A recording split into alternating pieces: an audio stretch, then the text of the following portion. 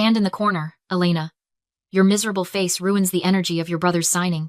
My mother physically shoved me away from the boardroom table before I could even sit down. Just pour the water properly, she hissed. Servitude is all you are good at. Do not let your bad luck haunt this family's money. I did not scream. I did not argue. I just walked to the side station, picked up the water pitcher, and checked the watch hidden under my sleeve. 4 minutes. The mysterious investor they were all terrified of was arriving in 4 minutes, and they had no idea she was already standing in the room. From my vantage point in the corner, holding the condensation-slicked water pitcher, I had a perfect view of the family dynamic that had defined my entire life. To Arthur, my father, children were never people. We were economic units. We were lines on a ledger. My brother Julian was the asset. He was the high-risk, high-reward tech stock my father refused to sell, no matter how much value it lost. Growing up, the capital flowed in one direction. Private tutors when Julian failed math, a brand new sedan when he totaled his first car drunk, seed money for a restaurant concept that folded in 6 months because he did not want to work weekends. My father called these bridge loans. He called them investing in potential. He poured our family's stability into the black hole of Julian's ambition, convinced that one day, the payout would cover the cost. And me? I was the liability. I was the safe, boring bond he regretted buying. When I got into college, he told me the liquidity was not there. I worked 3 jobs. I stacked shelves at a pharmacy from 10 at night until 6 in the morning, then went straight to my statistics lectures. I graduated with 0 debt and 0 help. When I landed my first job in risk assessment, Arthur did not congratulate me. He asked why I did not aim for a commission-based role like Julian. To him, steady income was for servants. Real men gambled. That gambling addiction brought us here, to this cold room. The current crisis was simple. Julian had found a shortcut. He always found shortcuts. He wanted to buy his way into a prestigious investment partnership. The buy-in fee was $150,000. He did not have it. He had burned through his last bailout months ago. But he had convinced Arthur that this was it. This was the golden ticket that would pay back every cent and finally validate Arthur's decades of blind faith. I watched Arthur adjust his tie, his hands shaking slightly. He was terrified, but he was masking it with arrogance. He looked at me standing by the service station, my silence irritating him.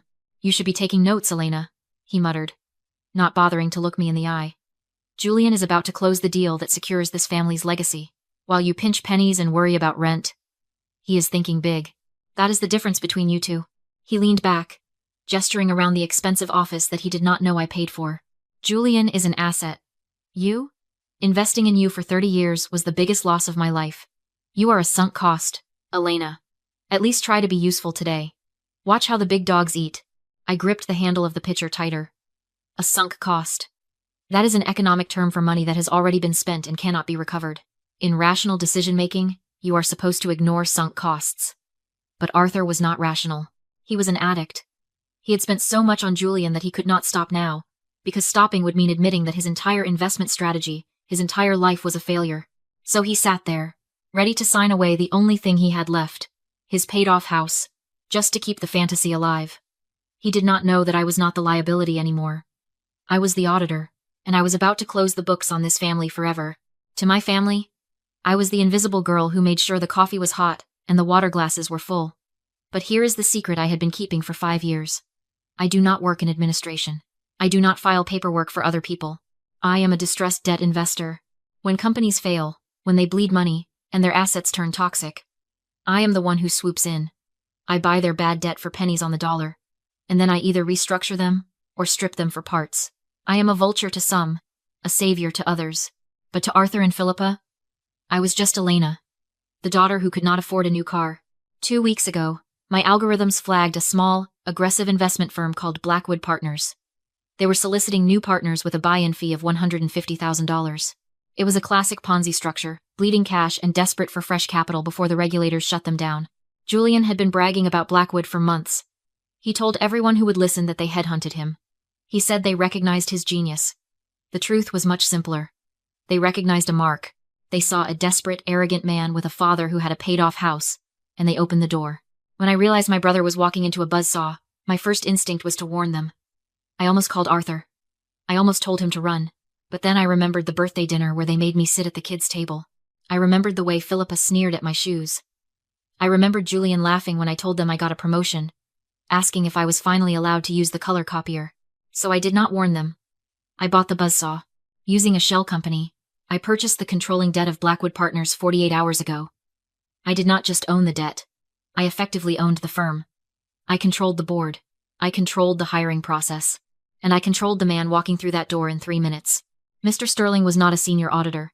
He was my head of security and compliance. I had given him very specific instructions. He was to demand proof of liquid assets. He was to push Julian until he panicked. I watched Julian from my corner. He was sweating through his dress shirt. He kept checking his leather briefcase, tapping his fingers against the clasp. I knew exactly what was inside. He did not have $150,000. He had about $400 in his checking account. But he had told Arthur the money was ready. He had told the investors the money was ready. To bridge that gap, he had done something incredibly stupid. He had taken a PDF of his bank statement, opened it in an editing program, and added 3 zeros. He had printed it out on high-quality paper, convinced that a piece of paper would fool a multi-million-dollar audit. He sat there, clutching his briefcase, terrified that the deal would fall through, but completely unaware that the real danger was not losing the deal. The danger was the sister standing 5 feet away, waiting for him to hand over a forged document that would turn his desperation into a federal felony. The trap was set. All he had to do was walk into it. The heavy glass door swung open, and Mr. Sterling walked in. He did not look like an auditor. He looked like a verdict. He was a large man in a charcoal suit that cost more than my brother's car, carrying a leather portfolio with the indifference of someone who ruins lives for a living. I had hired Sterling 3 years ago from a top forensic accounting firm.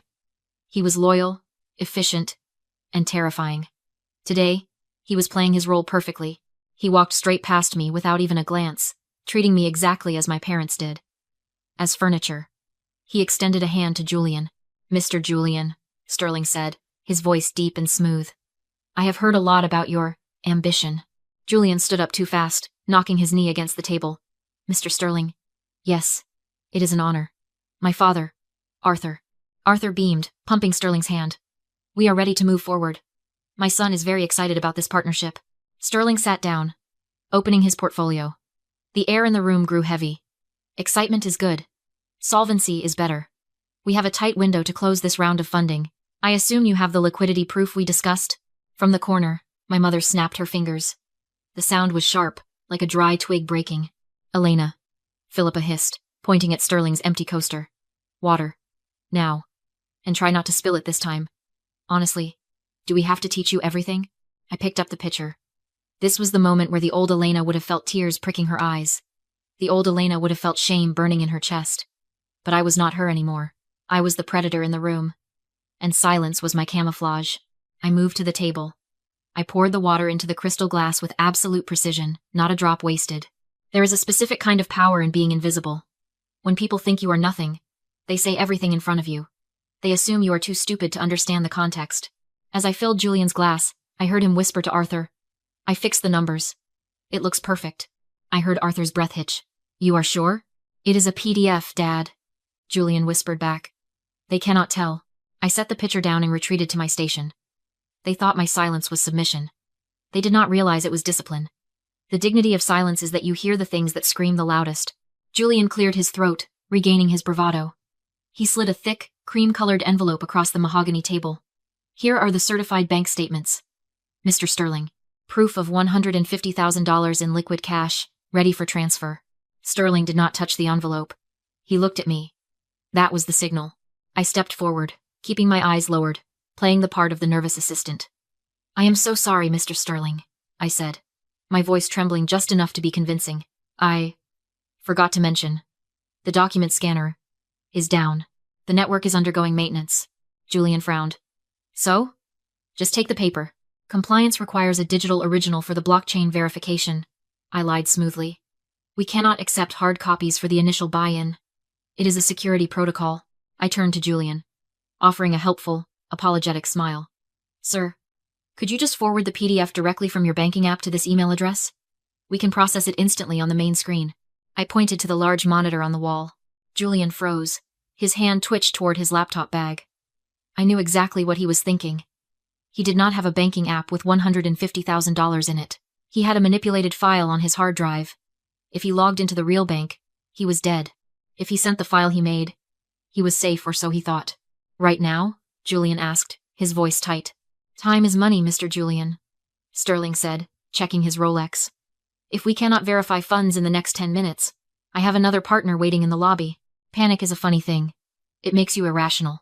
Julian was so close to the prize, so desperate to be the big shot in front of our father, that he stopped thinking. He pulled out his laptop. He typed furiously, his eyes darting around the room. I watched him open his email client. I watched him attach the file named Capital 1. Statement. Oct. PDF. I watched him hit send. A second later, my phone vibrated in my pocket. Ping. I looked down. There it was. The email. The attachment. The smoking gun. He had not just sent a lie. By transmitting a forged financial document across state lines via the internet to secure a loan, he had just committed federal wire fraud, and he had done it in a room full of witnesses, sending the evidence directly to the device of the woman he called a failure. I looked up at him. He was smiling again, closing his laptop, thinking he had won. He had no idea he had just signed his own confession. Sterling checked his tablet, acknowledging the email receipt. He did not smile. He did not offer congratulations. He simply nodded. As if a man sending a forged federal document was the most mundane thing in the world. The liquidity is verified, Sterling said, closing the folder. However, per the fund's bylaws, there is a 24-hour clearing period for digital transfers. To lock in the partnership seat today before the Asia markets open, we need immediate collateral. He reached into his portfolio and pulled out a document bound in blue legal paper. He slid it across the table toward Arthur. This is a deed of trust, Sterling explained, his voice devoid of emotion. It places a short-term lien on your primary residence at 42 Oak Street. It secures the $150,000 buy-in until the wire transfer clears tomorrow. Once the cash hits our account, the lien is dissolved. Standard procedure for high-velocity deals. The room went silent. I saw my father's hand twitch. This was not just a signature. This was his safety net. That house was the only thing he actually owned, free and clear. It was his retirement. It was his legacy. Arthur hesitated. He looked at the document, then at Julian, and finally, his eyes flickered to me in the corner. I made sure to look small. I made sure to look like the daughter who did not understand finance, the one who was just there to refill the glasses. Is this necessary? Arthur asked, his voice losing some of its boom. You have the bank statement. The board requires hard assets, Mr. Arthur, Sterling said, glancing at his watch. If you're uncomfortable, we can offer the seat to the next candidate. Julian panicked and leaned in. Dad, don't mess this up. It's 24 hours. The money's there.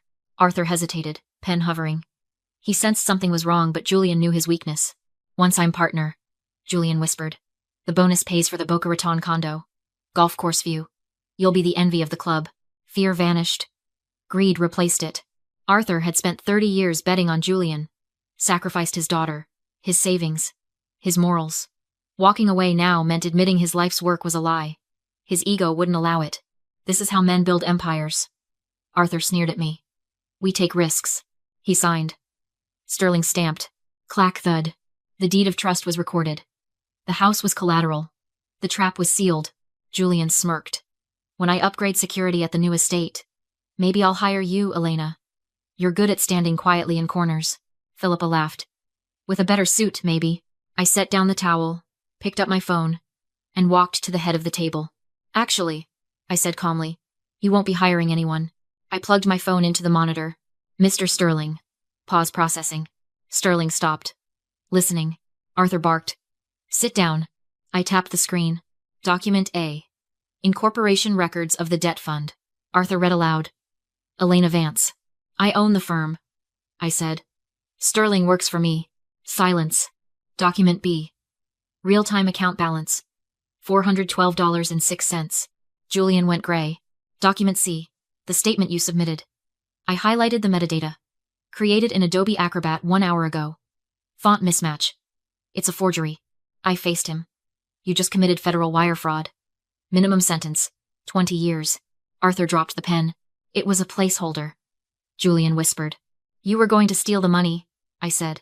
Using Dad's house. I placed 2 documents on the table. Option A. I call the FBI. Julian goes to prison. The house is seized. Arthur shook. Option B. You sign a deed in lieu of foreclosure. Transfer the house to my company. I don't press charges. Julian stays free. You can't. Philippa screamed. You already lost the house. I snapped. Choose who takes it. Arthur looked at Julian. Then at me. He finally understood who held power. Give me the pen, he signed. I slipped the deed into my portfolio. Congratulations, Mom. Bad luck is now your landlord. I turned to Sterling. Wait in the car. If I don't come out in 5 minutes, send everything to the district attorney. He nodded and left. I looked at Arthur. You can stay. I'll cover taxes and maintenance. Hope flickered, but Julian leaves. Today. My condo's foreclosing. Julian cried. Not my problem. You're a liability. I walked out into the sunlight as my parents turned on their golden child. I didn't look back.